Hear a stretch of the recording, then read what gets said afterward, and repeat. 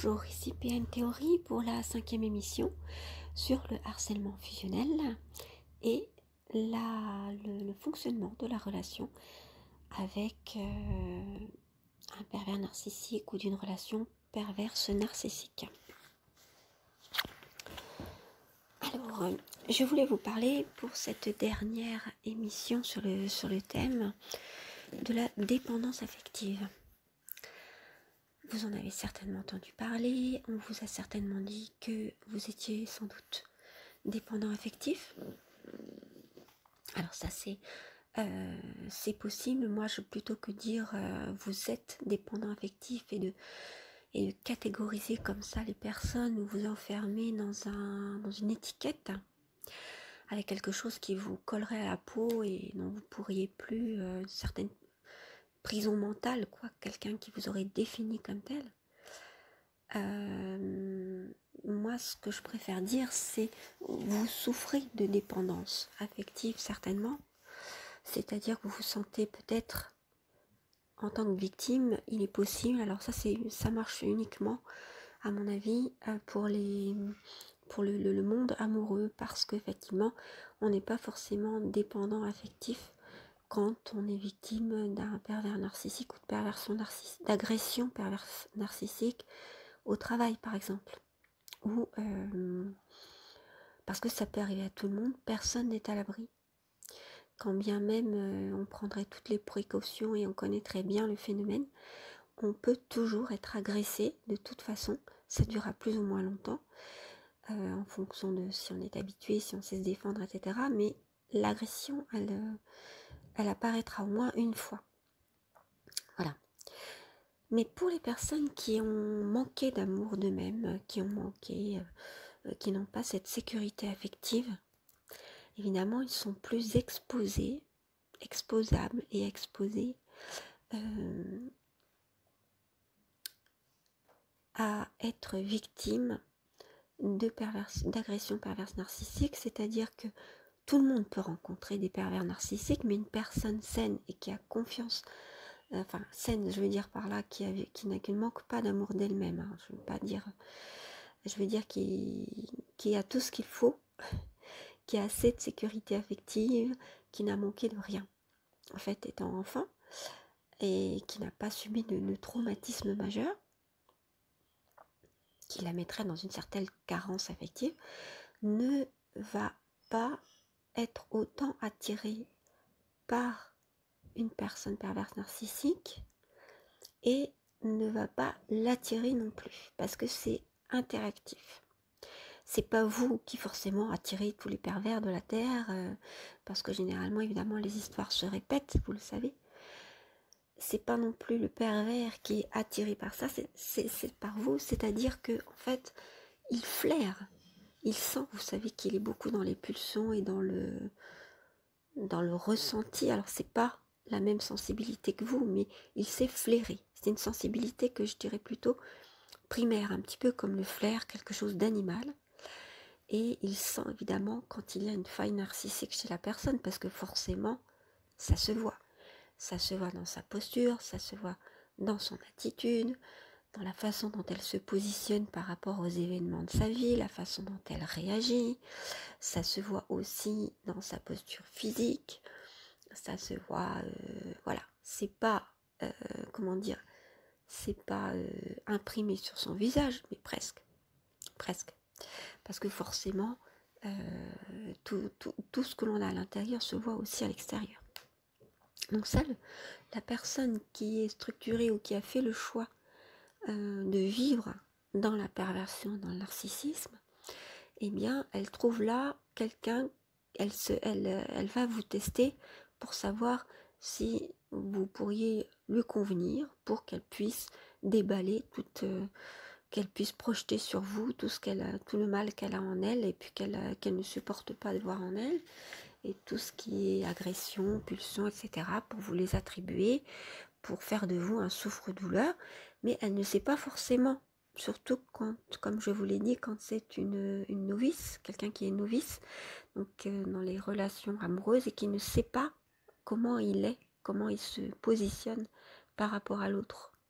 parce que c'est une des premières fois qu'ils rencontrent cette relation amoureuse. Donc en fait, ils flairent quand même ces choses-là, mais ils ne savent pas forcément pourquoi quand ils ne sont pas expérimentés.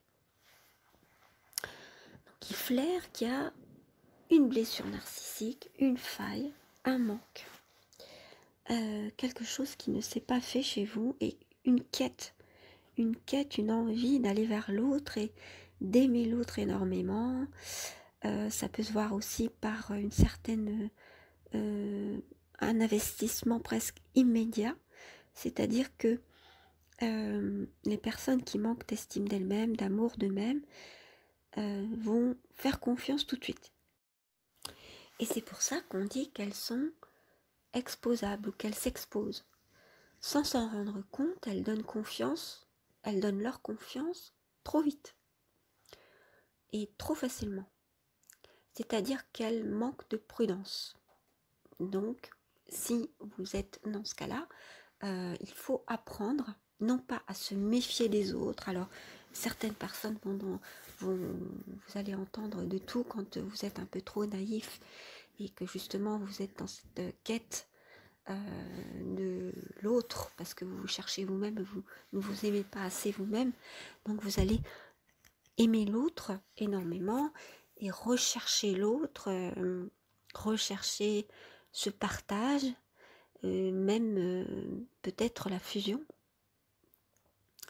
Et bien en fait vous vous exposez, vous donnez trop vite et trop facilement. Et évidemment les personnes qui sont dans la perversion narcissique et celles qui sont expérimentées vont tout de suite vous repérer, ça c'est très clair, et elles vont même mettre en place des stratégies tout en se frottant les mains, en comprenant très bien à quelle brebis elles ont affaire. Il n'y a pas de souci, ça, elles ont compris tout de suite. Mais pour ceux qui sont novices, pour les pervers narcissiques qui sont novices dans une relation amoureuse, en fait, elles vont juste voir, elles vont avoir l'impression de voir quelqu'un qu'elles vont pouvoir, qui va leur convenir et avec qui elles vont pouvoir fusionner. Voilà, parce qu'elles aussi, elles ne savent pas encore mettre des mots sur ce qui leur arrive. D'ailleurs, peut-être qu'après, elles ne pourront pas forcément continuer à mettre des mots dessus parce qu'il n'y a pas cette conscience, mais elles ne savent pas qu'elles sont mauvaises à ce point, vous voyez. Elles ne connaissent pas leur nature, comment dire, vampirique. Et puis, alors vampirique, mais aussi... alors vampirique, c'est une image, hein, bien sûr. Et de vouloir le mal à l'autre. Et de se nourrir du mal qu'elles font. Ça, elles ne savent pas encore. En tout cas, pas dans la relation amoureuse. Mais en tout cas, elles vous flairent quand même et elles se disent « Ah, cette personne pourrait me convenir ». Alors, elles sont comme vous dans la passion au tout début, dans cette volonté de fusion, dans cette passion, dans cette intensité du moment, en se disant voilà, j'ai trouvé la personne qu'il me faut. Et vous aussi. Voilà. Parce que quand on est dans ce manque et dans ce manque de sécurité affective et dans ce manque d'amour de soi, on va trop vite en besogne et on se donne trop facilement et on dit tous nos secrets trop facilement, comme si l'autre, on avait tout de suite détecté que l'autre allait nous convenir. Donc on est vraiment dans cet aspect de miroir, dans cette... voilà, c'est un peu le coup de foudre hein, ou le coup de cœur. C'est ce qui se passe. Et alors ça se fait très vite, la dépendance affective se fait très vite, comme si elle était prévue dès la première seconde de la rencontre en fait. Qu'il allait avoir cette sorte de relation et que cette relation ne pouvait être que de la dépendance, tellement l'intensité est grande. La passion, l'intensité, etc. On se dit, c'est cette personne, c'est pas une autre. Voilà. On est tout de suite dans le tout donner. Et la personne qui est dans la perversion narcissique en face de nous, donc il y a une sorte de miroir, une sorte d'imitation, c'est-à-dire qu'on trouve chez l'autre notre complémentaire. La personne perverse narcissique trouve chez nous son complémentaire quand elle est novice, mettons que ce soit pour la première fois. Donc elle ne pense pas à mal.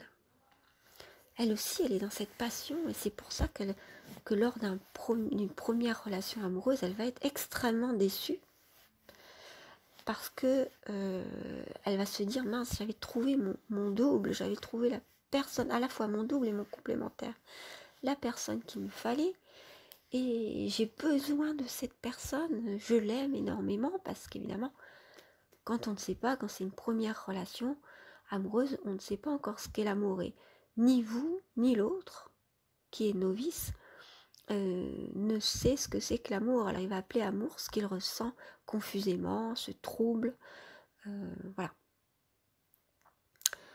Donc la codépendance, elle se fait, comme je vous dis, elle va se construire, mais elle a déjà des bases très fortes pour pouvoir exister. C'est le fait que vous vous exposez en tant que future victime, vous ne le savez pas encore. Et le pervers narcissique, il se donne entièrement aussi.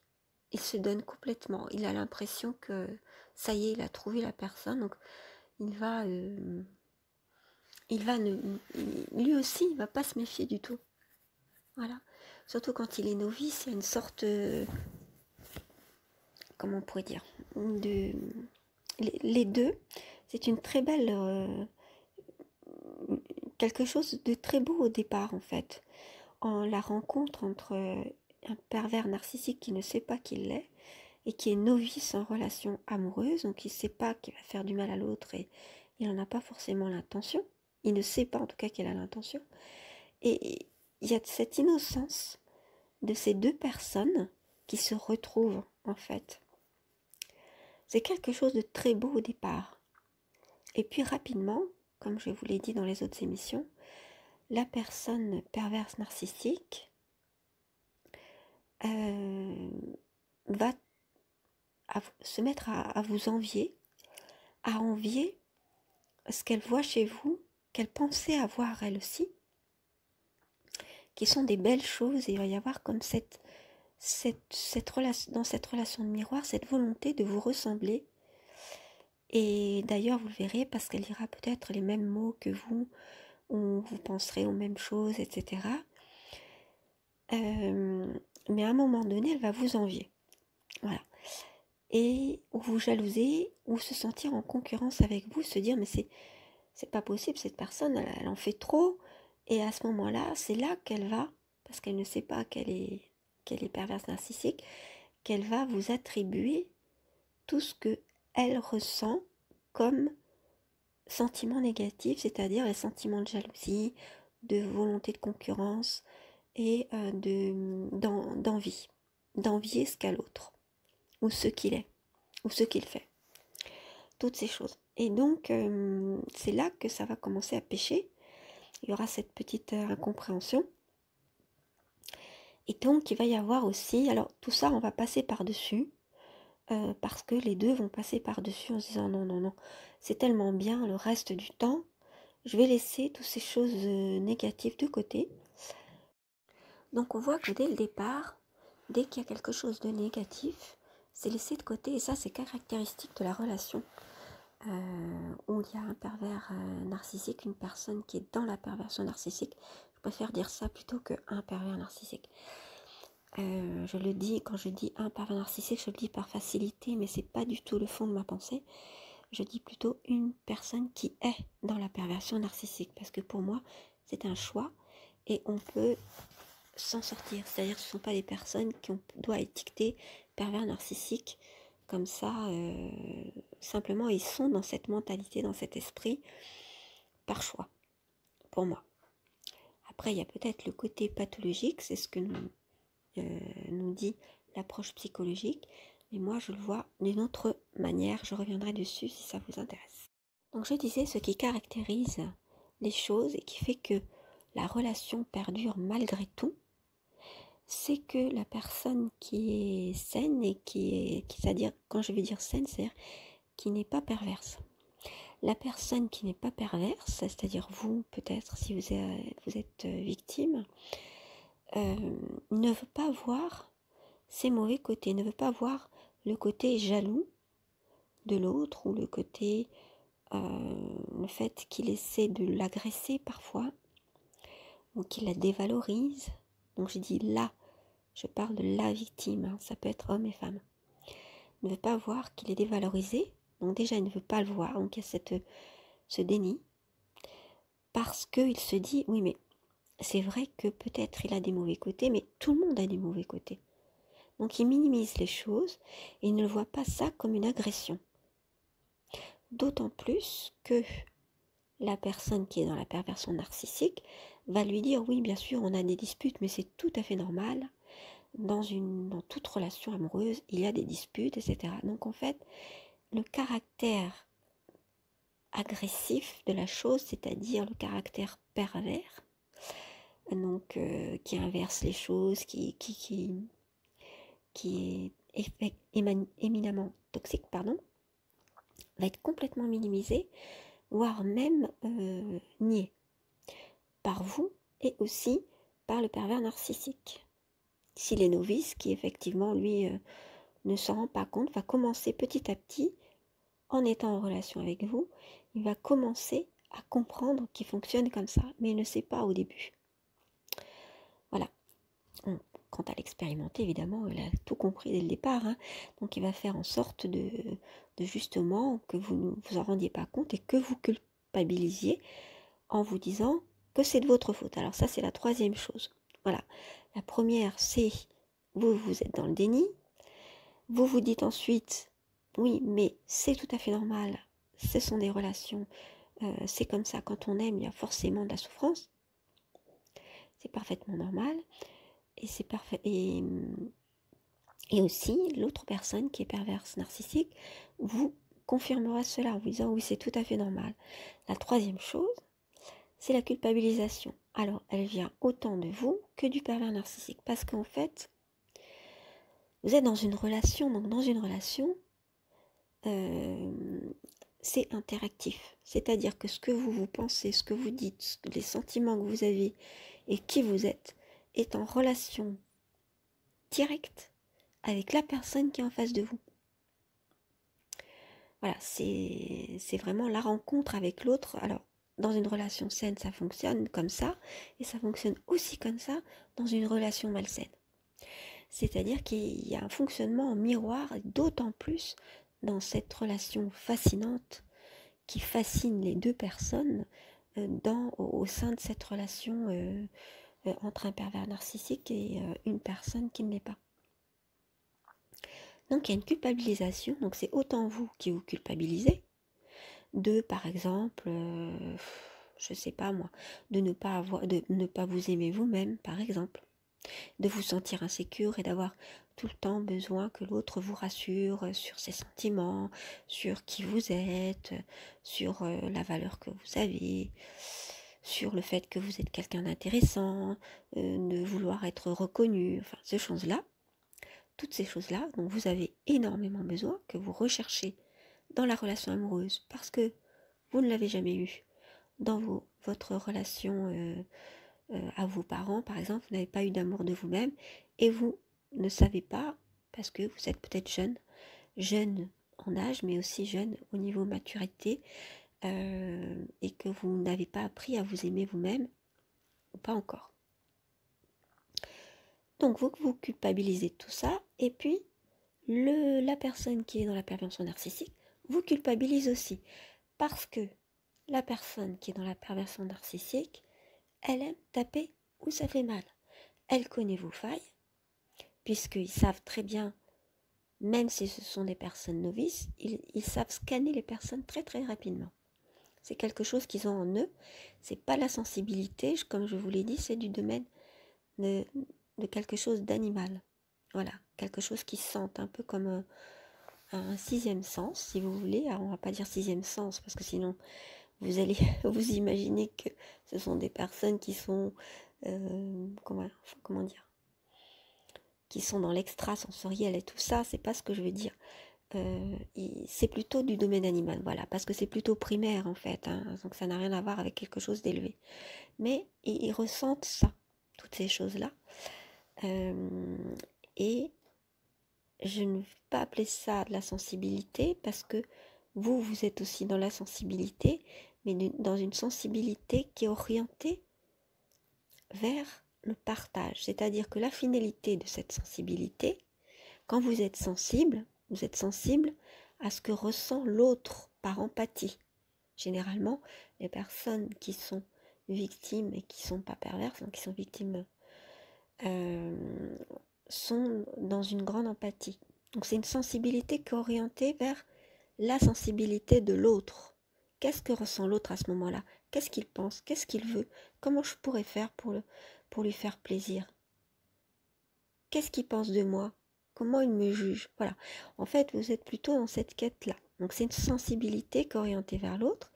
Et la sensibilité que vous avez par rapport à vous-même, émotive, etc., par rapport à tout ce que vous ressentez qui est peut-être exacerbé, ça l'est, mais en culpabilisation, parce que vous ne vous aimez pas vous-même. Donc en fait, vous ressentez tout ça de plein fouet, ça vous arrive en plein dans la figure, et vous ne savez pas comment penser, comment réfléchir, etc., parce que vous êtes dans la confusion à cause de toutes ces émotions. Vous ne pouvez pas. Donc là, c'est vrai que le mieux à faire pour tout ça, c'est de prendre de la distance, de se décentrer, d'essayer de faire des exercices de respiration pour vous recentrer et puis pour prendre de la distance par rapport à tout ça et ne plus être trop touché. Tandis que la personne qui est perverse narcissique ou qui ne sait pas, enfin qui est dans la perversion narcissique, ou qui le sait ou qui ne le sait pas, elle n'est pas dans la sensibilité, c'est très animal, et ce qu'elle ressent, c'est qu'elle a envie de vous faire culpabiliser, parce qu'elle veut projeter tout ce qu'elle ressent en elle, qui n'est pas bon, et si ça peut correspondre à l'une de vos failles, eh bien, hop, elle va sauter dessus à pieds joints. C'est-à-dire, si elle a vu que vous vous sentez coupable du fait de ne pas vous aimer vous-même, ou vous avez besoin de reconnaissance, eh bien, quand elle, justement, elle va être jalouse, par exemple, ou je dis elle, homme ou femme, bien sûr, jalouse de vous, en voyant, par exemple, que vous êtes heureux de vivre, que vous vous émerveillez de tout, eh bien, justement, elle va vous faire culpabiliser de tout ça en prenant toutes ces choses-là comme des défauts. Et en vous disant, mais enfin, t'es beaucoup trop fleur bleue, mais enfin, écoute, oui, bon, ben, on le sait que le ciel est beau, que le ciel est bleu et magnifique et tout ça, bon, c'est bon, tu vas pas nous en faire un plat, on dirait que t'as jamais rien vu de ta vie. Ouais, vous voyez, des choses comme ça pour complètement, complètement dévaloriser cette faculté d'émerveillement que vous avez, pour dire, mais c'est n'importe quoi, c'est vraiment... t'as jamais rien vu, etc. Tu connais pas la vie, voilà. Va être un peu agacé et va tout faire pour dire en fait tu n'es pas bien. Ce que tu es, c'est nul. T'as tort d'être comme tu es. Il faudrait vraiment que tu changes. Ce que tu es n'est pas bon, n'est pas bien et n'est pas logique, n'est pas normal parce qu'ils sont beaucoup dans les arguments logiques. En tout cas, c'est ce qu'ils vous disent. C'est pas logique d'être comme ça, c'est pas normal, ou alors y a un truc qui va pas chez toi. Voilà. Bon, j'espère que je n'ai pas insisté trop lourdement, c'était vraiment dans un souci de compréhension des choses. Donc en fait, cette dépendance affective donc, que vous avez, qui vient du manque d'amour de soi, hein. Donc je vous demande de vous référer aux émissions sur l'amour de soi si ça vous intéresse. Va rapidement devenir de la dépendance affective du fait que vous êtes devant quelqu'un qui ne va pas vous donner la sécurité dont vous avez besoin. Rappelez-vous, vous êtes allé vers cette personne, vous avez été attiré. Donc cette personne qui se révèle plus tard être perverse narcissique, vous ne vous en rendrez pas compte forcément tout de suite et vous ne mettrez pas forcément les mots dessus. Donc qui se révèle être toxique, on va dire. Donc cette personne ne va pas du tout vous donner ce dont vous avez besoin, ou alors vous le donner au tout début, et puis vous le reprendre après, et vous faire comprendre que c'est pas du tout normal ce qui vous arrive. Donc elle vous le donne au début pour vous séduire, pour vous mettre sous emprise, c'est-à-dire lorsque la phase d'emprise n'est pas terminée, mais en fait va vous le reprendre après, ou bien vous faire comprendre que c'est pas du tout normal, et c'est là qu'en fait elle va alimenter cette dépendance, parce que vous, finalement, comme vous ne recevez pas ce que vous avez besoin, vous allez en demander encore plus. Et vous allez être dans une sorte de désespoir. Et c'est là qu'il va vous dire, mais enfin, tu me colles trop, tu me demandes trop. Il va ou elle va vous dire, tu me demandes trop, qu'est-ce qu'il y a, t'as un problème. Et voilà. Et c'est là qu'elle va vous définir comme étant quelqu'un qui a un problème. Alors, voilà. Donc, ça va devenir de la dépendance parce que cette personne l'a alimenté. Quand bien même elle serait novice en amour et qu'elle ne saurait pas, parce c'est cette relation avec vous, cette première relation, qui va lui faire comprendre qu'elle fonctionne de manière perverse, même si elle n'a pas les mots pour le dire, pour le comprendre, ou pour en être conscient ou consciente, parce qu'effectivement, elle ne va pas forcément conscientiser tout ça, mais elle va avoir des moments de lucidité où elle va se rendre compte qu'elle fonctionne comme ça. Voilà. Mais elle ne mettra pas forcément les mots dessus. Donc je disais, quand bien même cette personne serait novice, elle va aussi quand même vous empêcher d'obtenir de la reconnaissance, de l'amour, etc. Elle va vous en priver.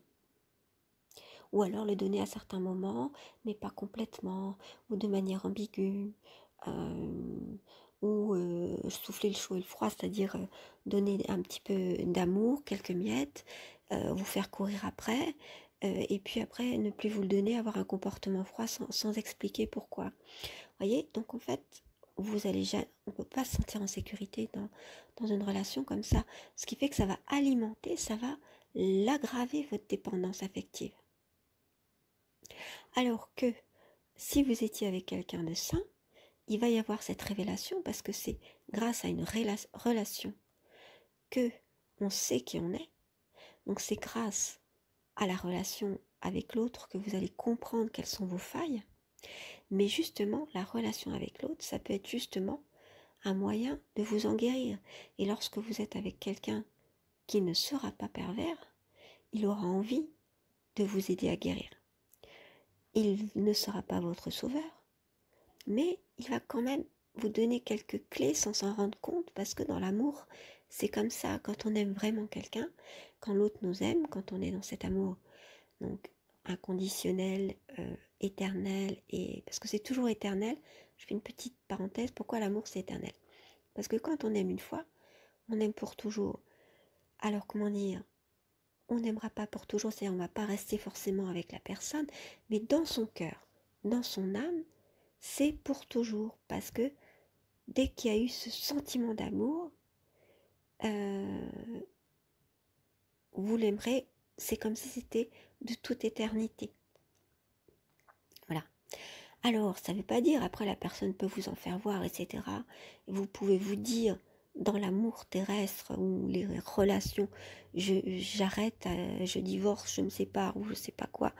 Et l'amour n'est plus, il n'y a plus d'amour parce que j'aime quelqu'un d'autre. Mais en fait, non, dans son fort intérieur, au fond de son âme, on l'aime toujours parce qu'il y a eu cette relation d'amour. Et c'est pas parce que l'autre est dans la perversion narcissique qu'on ne l'aimera plus. Alors ça, je vais en parler dans le deuil, dans ce fameux deuil blanc, dans les prochaines émissions. Donc je vais fermer la parenthèse, sinon je vais en ouvrir trop et je ne vais plus pouvoir les fermer après. Donc je reprends. Avec une personne saine, cette personne va forcément être révélateur de toutes vos failles, de tous vos talents. Et justement, la relation avec une personne saine, la relation amoureuse, comme toutes sortes de relations, vous permet de développer, par exemple, des talents qui peuvent, au lieu de de les laisser en friche, ça va vous permettre de vous épanouir, c'est-à-dire de développer ces talents, de comprendre vos peurs, vos failles, et de pouvoir les transformer justement quelque chose de constructif. Grâce à cette magie de l'amour, en fait, qu'il y a entre deux personnes, on arrive à ça. Alors, c'est pas l'autre qui va vous guérir, hein, on est bien d'accord, mais en fait, il va vous permettre de comprendre ses failles, comme toute relation d'ailleurs, puisque l'autre est un miroir et il vous permet de voir qui vous êtes, vous permettez à l'autre de voir qui il est, et il y a cette transformation, cette chose un peu magique en fait, que permet le vrai amour, cet amour inconditionnel qui permet de donner le meilleur de soi, de le donner à l'autre, et l'autre nous le donne, et en fait on peut construire tous les deux quelque chose d'extérieur qui est fait par amour, qui est créé de l'amour même, qui est de justement développer nos talents, développer notre personnalité, voire même de créer des choses par cet amour. Alors je ferme la parenthèse sur ce que permet l'amour avec une personne saine. Donc, lorsque vous êtes avec une personne qui est dans la perversion narcissique, bah justement, elle va essayer d'étouffer tout ça, de ne pas faire en sorte que vous vous épanouissiez, parce que sinon, comme elle vous jalouse, hein, cette personne, elle va avoir l'impression que si vous êtes trop bien, vous allez la dépasser.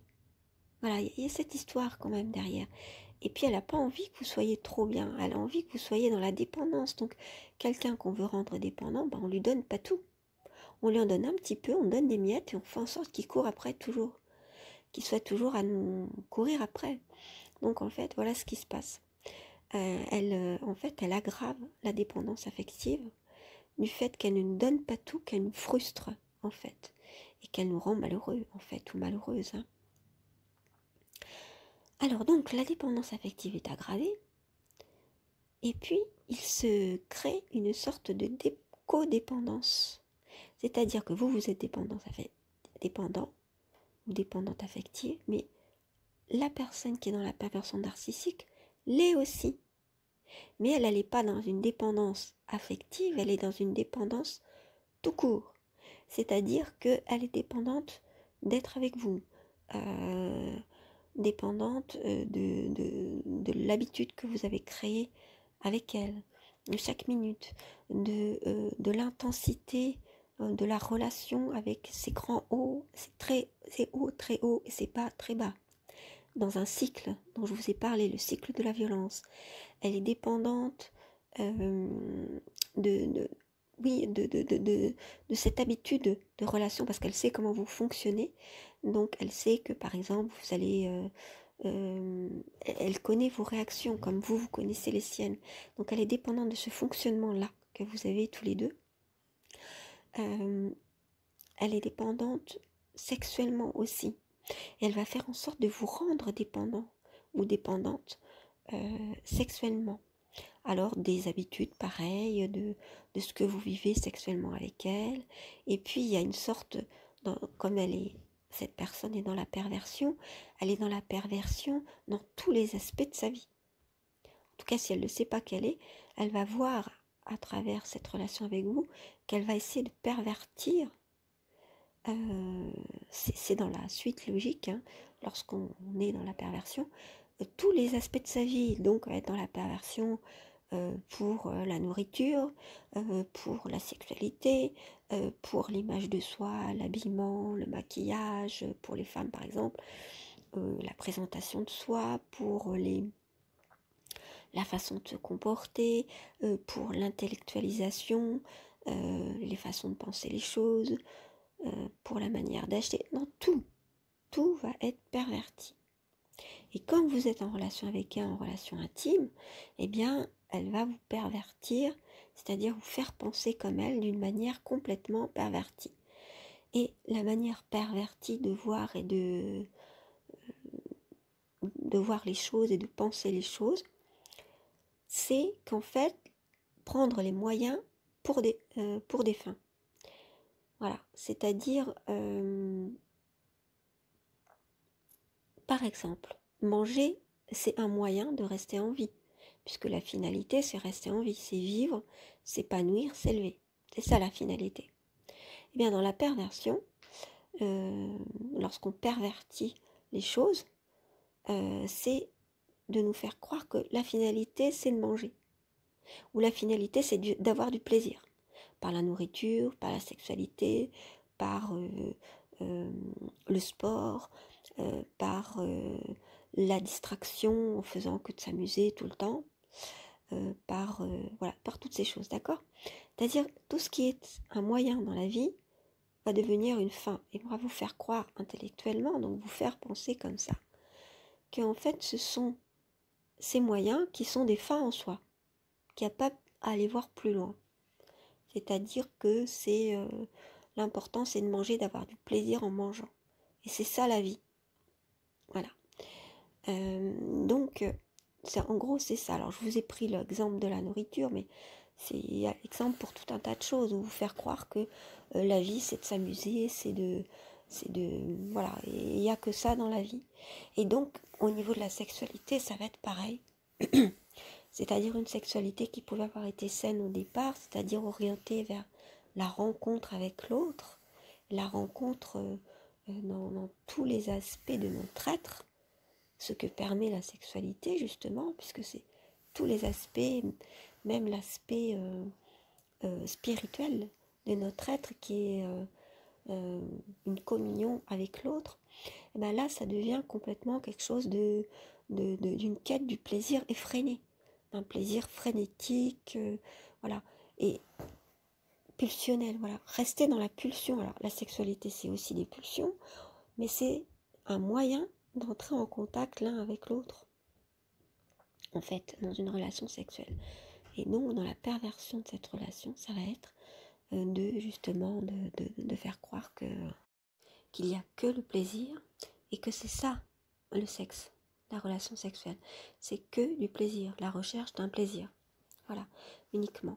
Donc c'est vrai qu'après on tourne en rond là-dedans, dans cette quête du plaisir, ou quête de la distraction, quête des plaisirs de la vie, comme de manger, trop manger à outrance, ou trop parler. Voilà. Donc en fait, prendre les moyens pour des fins, les détourner en fait de leur utilité, parce qu'ils sont que des moyens, pour dire en fait ce qui compte dans la vie, c'est uniquement ça. Voilà. Donc je ferme cette petite parenthèse. Et puis je vais essayer de recentrer ce que je voulais vous transmettre dans cette émission. Donc, je voulais vous parler de la dépendance et de la codépendance. Ce que je veux dire, c'est que la personne qui est dans la perversion est autant dépendante que vous. Elle est dépendante de tout. Et c'est pour ça qu'elle ne veut pas vous lâcher. Voilà. Elle n'est pas que dans la dépendance affective, parce qu'elle ne sait pas ce que c'est que l'affection. Elle surjoue l'affection, mais elle ne sait pas. L'amour de soi, tout ça, elle ne sait pas, parce qu'elle ne cherche même pas à savoir qui elle est. Ouais, on est bien d'accord, enfin je pense que tout ça, je l'ai dit dans les autres vidéos. Donc, elle n'a pas envie d'aller chercher profondément qui elle est, sauf une toute petite parenthèse, si vous me permettez, j'en parlerai dans d'autres vidéos, quand elle intellectualise les choses, et donc on est dans une perversion intellectualisée complètement, là j'en parlerai, qui est faite de cynisme, de paralogisme, de sophisme, de faux raisonnement, de choses comme ça. Alors ça c'est encore autre chose, j'en parlerai. Et c'est justement ce qui constitue la base de la culture perversive que l'on vit actuellement dans notre monde actuel, et qui a atteint tous les aspects de notre vie, mais surtout au niveau social, qui nous atteint au niveau social, pardon. Excusez-moi, j'ai la langue qui fourche beaucoup aujourd'hui.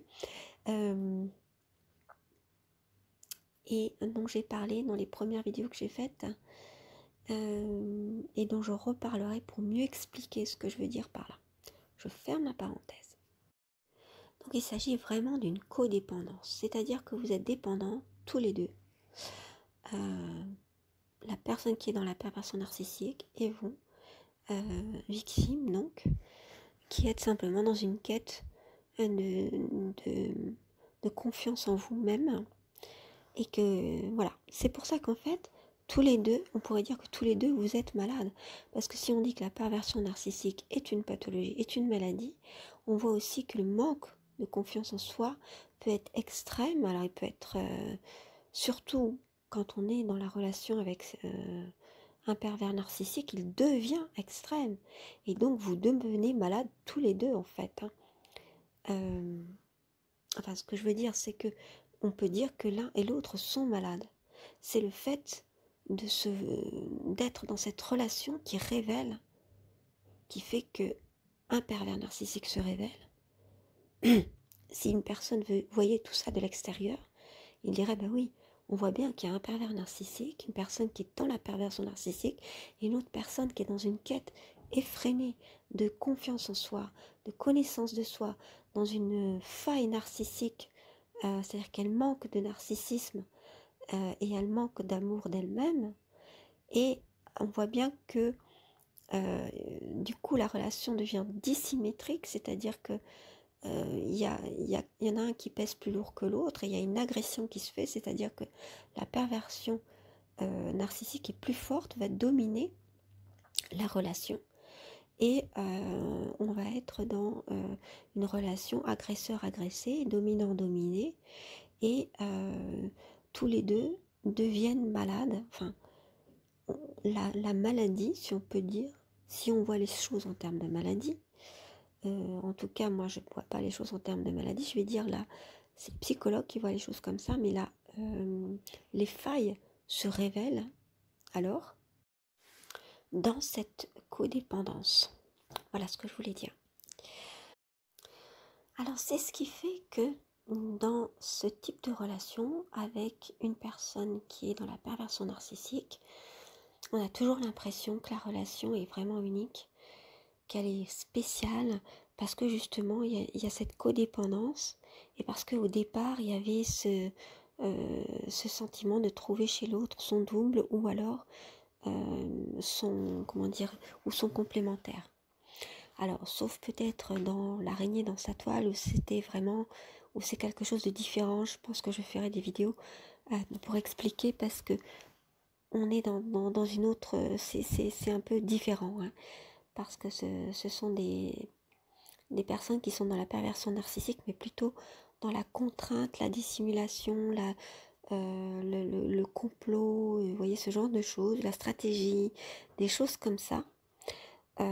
Et sans jamais vraiment rien dire, ils montrent rien, ils sont vraiment dans une sorte de timidité, tout ça.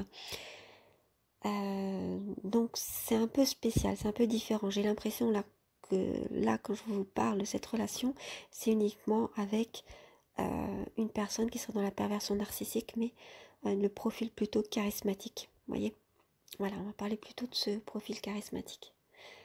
Donc ce que je voulais vous dire, c'est ça, tout simplement, la codépendance. C'est une vie hors du commun, où les deux vivent en miroir, où il y a des sortes d'imitations, de comportements, de mimiques, de façon d'être. Il y a tellement de fascination qu'ils ne voient plus la réalité, se regardent l'un l'autre, complètement fascinés, et en même temps, cette fascination, puisqu'on arrive rapidement dans une relation dominant-dominé, cette fascination devient peur. Voilà, devient même terreur. Ensuite, surtout si la personne qui est donc dominée et qui est donc victime, qui est donc pas du tout perverse, se retrouve, comment dire, se rebelle et veut se défendre et veut absolument sortir de ça, et demande un autre style de relation, et que c'est pas possible parce que on reste dans cette relation qui tourne en rond. Voilà, dans cette prison mentale. Et évidemment, la personne qui est dans la perversion narcissique s'accroche, s'agrippe complètement à vous. Alors on va voir que l'araignée dans sa toile, il s'agrippe encore plus, hein, il s'agrippe d'une autre manière, d'une manière mortifère, mais en plus qui est dissimulée. Alors que le profil charismatique, il s'accroche, oui, mais il le montre qu'il s'accroche. C'est physique, ça se voit en fait, hein. C'est comment dire, ça se voit, c'est perceptible, et il cherche pas forcément à le cacher. Enfin, il cache d'autres choses, parce que la personne qui est dans la perversion narcissique est toujours dans la dissimulation et la simulation à la fois. Elle dissimule ses vrais sentiments, ses vraies intentions, ses vrais ressentis, et elle en simule d'autres. Voilà. Donc, codépendance, c'est vraiment, alors c'est un peu comme quand on peut être dépendant à un produit, à un comportement ou à une relation. Donc voilà, là on est dans la dépendance, comme la dépendance à un produit toxique, à une relation. Là on est dépendant d'une relation toxique même. On est même dépendant de la toxicité de cette relation pour nous qui sommes donc, qui avons été ou qui sommes encore des personnes victimes et qui ne sont pas dans la perversion. Eh bien, on n'est pas dans la perversion, mais on est dépendant. Voilà, je le dis, hein, c'est choquant. Mais on est dépendant de la toxicité de cette relation. Exactement comme on pourrait être dépendant d'un produit toxique qui n'était pas toxique au départ parce que c'était à petite dose. Par exemple, quelqu'un qui commence à fumer, c'est pas toxique parce que c'est que de temps en temps. Et puis, il le fait pour d'autres raisons, pour se socialiser, etc. Pour ça qu'il fume. Puis après, il va devenir dépendant au produit lui-même. Ben là, c'est exactement pareil. Et on arrive dans une codépendance. Non seulement une dépendance l'un avec l'autre, comme je l'ai dit, puisqu'on est fasciné l'un par l'autre, etc. Et on est dépendant des habitudes de la relation, aussi de cette intensité dans la relation avec ses hauts et ses bas. Et on est dépendant aussi de la toxicité de la toxicité de la relation, ce produit toxique qui est sécrété par cette relation malsaine, qui est en gros l'emprise du mal. En fait, il y a une fascination, et ça faut pas s'en cacher, il y a une fascination pour le mal, mais ça, c'est une fascination qui existe dans la société. Vous n'avez qu'à voir, par exemple, cette fascination qu'il y a pour les tueurs en série, pour les personnes qui font le mal, pour ces grands bandits, etc., dont on fait des films, des livres, ou qui racontent leur expérience. Et en fait, d'où elle vient? C'est pas qu'on est masochiste. Ça a souvent été vu, je pense à Alberto Heger, qui avait écrit son livre dans les années, je pense dans les années 80, fin des années 80, je pense que c'était 89, sur le pervers narcissique et son complice. Voilà, c'est ça. Le titre exact, c'est ça. Le pervers narcissique et son complice. Alors moi, ça m'avait beaucoup choqué. Donc, je l'ai lu évidemment que beaucoup plus tard. Et effectivement, ça a choqué beaucoup de personnes, donc il a été controversé. Donc après, il a essayé d'expliquer qu'effectivement, par complice, il ne voulait pas dire que la personne était en gros maso et qu'elle était un peu accro au mal et accro à la souffrance. Mais en gros, les choses étaient dites. Donc en gros, c'était, même s'il explique après que c'est pas ce qu'il voulait dire, mais qu'il voulait dire, d'après ce qu'il a ensuite expliqué, qu'il voulait dire qu'en fait il y a une codépendance qui se passe, même s'il n'utilisait pas ces mots, hein, et que en fait elle était complice, c'est-à-dire que sans le savoir, la victime rechercher cette personne, c'est en gros ce que je vous ai expliqué dans la vidéo, c'est-à-dire rechercher cette personne. Mais en fait, il n'explique pas qu'elle cherchait tout simplement à avoir confiance en elle et qu'après, elle a été prise dans ce poison de la perversion et qu'elle ne savait pas s'en sortir, qu'elle tournait en rond. Donc en fait, je trouve quand même que c'est quand même le titre était très maladroit.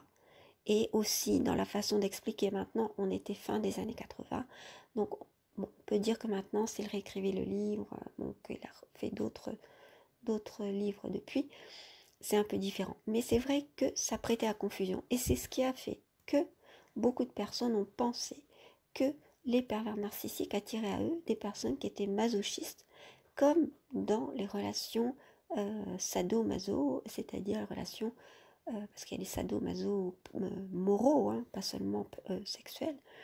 Et donc qu'en fait, en gros, la victime du pervers narcissique était, ou la personne qui était dans la perversion narcissique avait quand même un peu de masochisme, hein, parce que sinon, elle ne serait pas restée. C'est ce qui a fait dire ça à beaucoup de personnes.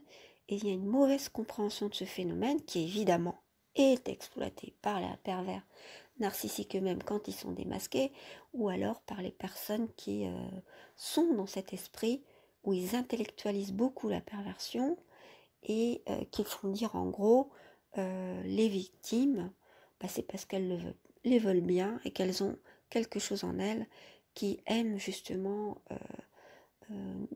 cette souffrance, qui sont accros à la souffrance. Moi, ce que je dis, c'est que on n'est pas accro à la souffrance, mais on est accro au mal parce que l'autre nous a pervertis. C'est-à-dire que même si au départ, on était dans autre chose, au départ, la finalité, c'était retrouver la confiance en soi, l'amour de soi, etc. On a été pervertis, on nous a fait prendre les moyens pour une finalité. Et maintenant, on est dans cette emprise parce que nous aussi, on est accro à ces rythmes. Et d'ailleurs, quand on rompt avec, quand on se sépare d'un pervers narcissique, on a du mal parce qu'on a connu cette relation qui était tellement intense qu'on a du mal parce qu'après, toutes les autres relations nous semblent très tièdes parce qu'il y avait des hauts très hauts. Même si les bas étaient très bas, on se rappelle surtout des hauts. Et on se dit, mon Dieu, mais c'était tellement magnifique, jamais je pourrais retrouver ça. Et on se dit, pour avoir des hauts très hauts, il faut avoir une souffrance aussi extrême. Et donc, c'est pour ça qu'on va se dire, oui, que l'inconscient va rechercher des relations de ce style et qu'on va se dire, oui, c'est parce que l'amour était très fort et on se fourvoie là, parce que c'était pas de l'amour. En tout cas, nous, on avait un amour, mais c'était un amour qui n'était pas mature, comme je l'ai expliqué dans l'amour de soi. Donc en fait, il y a cette fascination qu'on peut tout savoir, de même qu'on peut être accro aux produits toxiques, eh bien on peut être accro à la toxicité à force d'en consommer, on pourrait dire, de cette relation. Et on peut être accro aux toxicités de toutes les autres relations, c'est-à-dire qu'on va rechercher le conflit, on va devenir un peu comme le pervers narcissique dans son comportement. Alors, on sera pas. Alors, c'est ça qui peut faire qu'on peut se dire après, mais est-ce que je suis pervers narcissique? Et je vois beaucoup de victimes qui ont été vraiment beaucoup maltraitées, extrêmement maltraitées, et qui l'ont été aussi étant enfants, ayant eu par exemple des parents où les deux parents étaient pervers narcissiques, tout l'environnement familial était un clan, un nid de vipères, et qui en fait ne savent plus comment fonctionner, ne savent pas parce qu'elles n'ont jamais appris comment fonctionner normalement. Et elles pensent, parce qu'elles se mettent à agir et elles ne connaissent que ce fonctionnement-là, elles se mettent à agir en ayant des comportements toxiques pour les autres, c'est-à-dire en manipulant les autres ou en étant extrêmement jaloux et en recherchant à contrôler les autres ou alors vouloir du mal et restant dans leur pulsion. Voilà.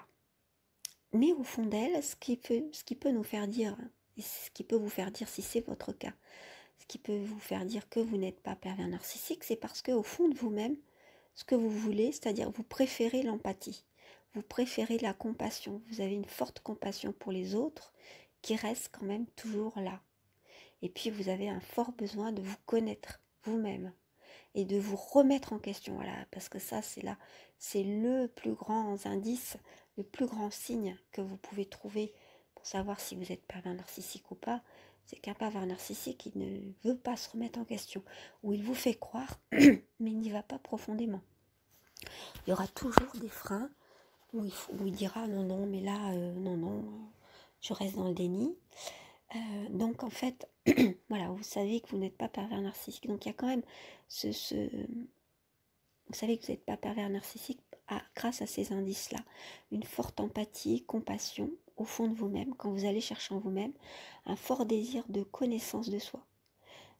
Au fond, avec et des choses qui ne restent une envie de ne pas rester dans la matérialité, une basse conscience de soi, mais d'être dans la conscience de soi et dans l'amour de soi, mais pas dans le narcissisme, et surtout de ne pas détourner une volonté de sortir de tout ça, ne pas se détourner, de ne pas prendre les moyens pour des fins en soi, mais au contraire que la fin en soi, ça tout simplement d'être épanoui et d'épanouir les autres, de vouloir épanouir les autres, mais pas dans la contrainte, dans une infinie gratitude aussi pour tout ce qu'on nous donne. Il y a aussi l'esprit de gratitude quand on est, et l'émerveillement. Voilà, toutes ces choses nous montrent que on n'est pas pervers. En tout cas, si vous aviez un doute, vous pouvez utiliser ces indices.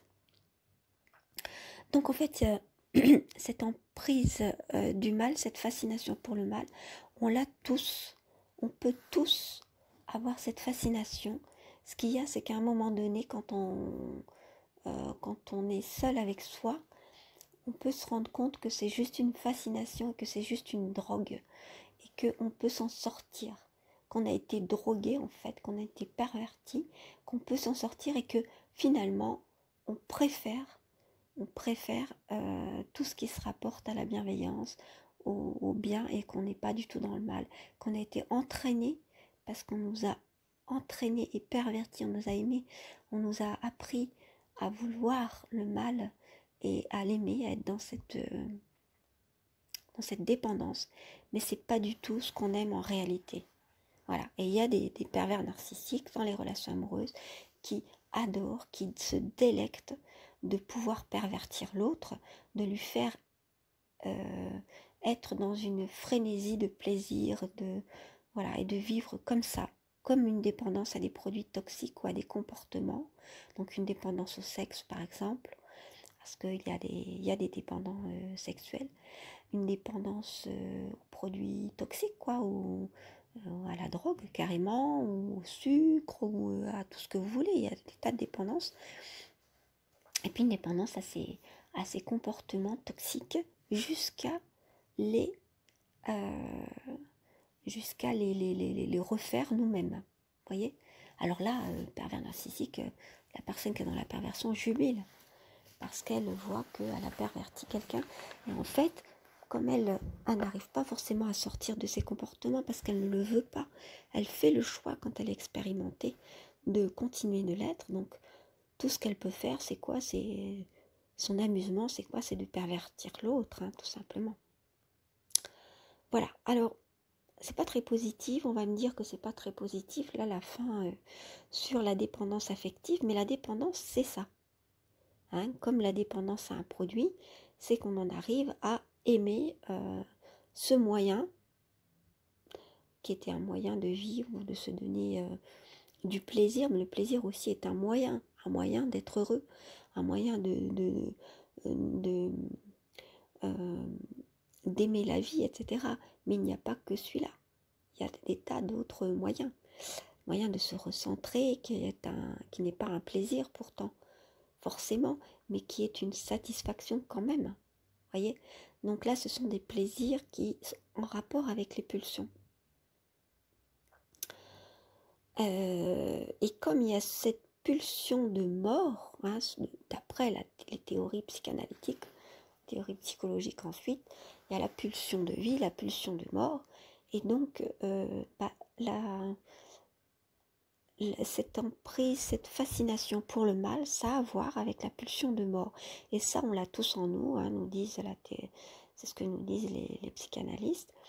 Et donc voilà, en fait, la personne qui est dans la perversion narcissique, il lui suffit après de titiller cette pulsion de mort qu'on a en nous, surtout qu'elle nous fait vivre des hauts tellement hauts, des bas tellement bas, avec la souffrance, il y a forcément cette pulsion de mort derrière, parce que lorsqu'on souffre trop, on voudrait que ça s'arrête, donc on tombe dans on a envie de se supprimer, par exemple, ou de supprimer la source de la souffrance, ou de supprimer l'autre. Vous voyez, on en est dans ces extrêmes, et il nous provoque assez pour justement qu'on en arrive à ces extrêmes. Donc il provoque cette en titillant cette autre pulsion qu'on a tous, qui est la pulsion de mort. Voilà. Et cette fascination pour le mal, c'est la pulsion de mort. Et les pulsions, il ne faut pas en être dépendant, il faut s'en servir, ce sont des moyens pour nous faire vivre et nous être nous-mêmes tout simplement, mais on doit plutôt s'en éloigner pour arriver à avoir des satisfactions qui ne sont pas que pulsionnelles, qui sont aussi par exemple le fait d'être dans une certaine discipline, dans un certain équilibre, dans un certain dépassement de ses pulsions et être dans la satisfaction de soi pour d'autres choses, dans la connaissance de soi aussi. Voyez, donc il n'y a pas que les pulsions et que les plaisirs dans la vie. Bon, je crois que j'en ai terminé avec cette émission sur le harcèlement fusionnel. Donc, vous aurez compris que dans le harcèlement fusionnel, la personne qui est dans la perversion narcissique cherche par le harcèlement, c'est-à-dire en nous lâchant pas, en répétant par le goutte à goutte ou en répétant régulièrement et en nous induisant, en nous provoquant pour que on soit perverti ou pour qu'on soit dans la dépendance. Voilà. Parce que lui l'est et qu'il ne sait pas vivre autrement. Donc c'est un harcèlement vers la fusion pour qu'on soit dans cette fusion et qu'on ait l'impression soi-même de devenir pervers ou perverse, de devenir l'autre qui est perverse. Et dans ce jeu de miroir mortifère, il veut nous entraîner dans ce cercle vicieux, tout simplement, qui est la perversion. Il veut qu'on devienne pervers jusqu'à ce qu'on ne sache plus qui l'on est. C'est quelque chose de complètement morbide, hein, mortifère. Et dans cette fusion, c'est une incorporation où il veut nous incorporer. Donc nous, on ferait partie de lui et on serait dans cette... et on deviendrait aussi pervers. Voilà, c'est ce qu'il cherche dans le fonctionnement. C'est ce qu'il cherche à nous faire devenir. C'est pourquoi il est extrêmement vital de s'en sortir et qu'à un moment ou à un autre, vous qui n'êtes pas pervers, vous allez vous dire non, c'est pas ma vie, c'est pas mon chemin, je peux pas être là-dedans. Mais comme il y aura de la dépendance, vous aurez du mal à vous en sortir et c'est pourquoi il y aura ces allers-retours dans la fameuse rupture ou alors si c'est lui qui rompt. Donc on verra tout ça dans la rupture. C'est la prochaine série de vidéos que je projette de faire. Il y a beaucoup d'allers-retours dans cette rupture parce qu'il y a une dépendance qui peut être très très forte, qui s'est créée. Voilà, mais vous avez compris que ce n'est pas de votre faute, c'est parce qu'il a titillé, appuyé sur les boutons qu'il fallait, en étant partie de ces failles qu'il a exploitées tout simplement, qu'il les fait en étant expérimenté et en sachant très bien ce qu'il faisait par choix, ou qu'il les fait au départ en croyant, en étant en une certaine innocence, on pourrait dire, en cherchant tout simplement la fusion sans savoir ce qu'il y avait derrière, en croyant que c'était de l'amour parce qu'il ne savait pas. Et puis après, en se rendant compte qu'il fonctionnait comme ça, mais sans savoir s'il aime vraiment. Et souvent, les personnes qui sont dans la perversion narcissique, au fond d'elles, quand vous essayez de leur demander vraiment si elles vous aiment, ou si elles aiment leur partenaire, vous diront, je sais pas si je l'aime. Voilà. Donc ils ne savent pas, parce qu'en fait, c'est une manière de vous dire, avec le langage que l'on a actuellement et avec leur niveau de conscience, qu'en fait, ils ne savent pas, parce qu'elles ne savent rien du tout, ils ne savent pas ce que c'est que l'amour réel, réel, je veux dire l'amour inconditionnel. Elles ne se connaissent pas elles-mêmes, donc elles sont que dans de la pulsion. Elles naviguent dans des fréquences très très basses, dans des niveaux de conscience vraiment au ras des pâquerettes. Donc elles ne savent pas qui elles sont, elles ne savent rien de rien, et elles ne peuvent pas vous aider à vous élever, parce qu'elles ne sont pas du tout élevées. Et voyant cela, elles font le choix ensuite, parce qu'elles auront compris qu'elles fonctionnent comme ça, de rester là-dedans. Et c'est ça qui fait que lorsque vous aurez quitté un pervers narcissique après 20 ans, 30 ans, vous aurez certainement évolué parce que vous aurez cherché à connaître qui vous êtes vraiment, chercher à vous épanouir, à comprendre ce qu'était la perversion, ce qui s'est passé. Vous chercherez à comprendre. Alors que le pervers narcissique, lui, ne cherche pas à comprendre, il cherche à se venger. Même des années après, quand vous allez vous revoir, par exemple, en fait, vous allez voir qu'il n'a pas évolué d'un pouce, c'est ce qui va vous étonner, et qu'en plus, il cherche à se venger, il cherche à continuer, et il en est exactement au même point. Alors que vous allez voir que vous aurez beaucoup évolué depuis, et que vous aurez cherché à comprendre. Mais lui, il n'aura jamais cherché à comprendre quoi que ce soit. Il aura eu des idées toutes faites. Il vous aura défini, comme si vous avez scanné, qu'il avait compris comment vous étiez. Et là, vous pourrez voir vraiment la différence d'évolution entre vous deux. Et généralement, après, vous aurez compris que décidément, cette personne est vraiment dans la perversion, ne s'en sort pas, est dans un niveau de conscience très bas. Et vous aurez compris que, en fait, vous étiez vous aussi dans ce niveau de conscience très bas parce qu'il vous en avez entraîné. Alors que vous aviez cru qu'il allait pouvoir vous faire évoluer et vous aider à vous construire parce que vous ne vous sentiez pas totalement aimé, vous étiez dans la sécurité. Et c'est tout à fait le contraire qui s'est passé. Voilà, j'espère que cette vidéo n'aura pas été trop longue, effectivement, plus d'1 heure. Je suis vraiment désolée, mais j'avais pas envie de faire une sixième émission sur le harcèlement fusionnel. J'espère que là j'ai tout dit pratiquement. Évidemment, des notions qui auraient été survolées, je vais les reprendre bien sûr. On a tout le temps devant nous. Dans d'autres sujets peut-être. Je vous remercie pour votre écoute, pour votre bienveillance, si parfois je me suis mal exprimée, s'il y avait des problèmes de voix, des problèmes techniques, etc. Je vous remercie aussi de poser vos questions dans les commentaires, si vous en avez, parce qu'ils m'aident à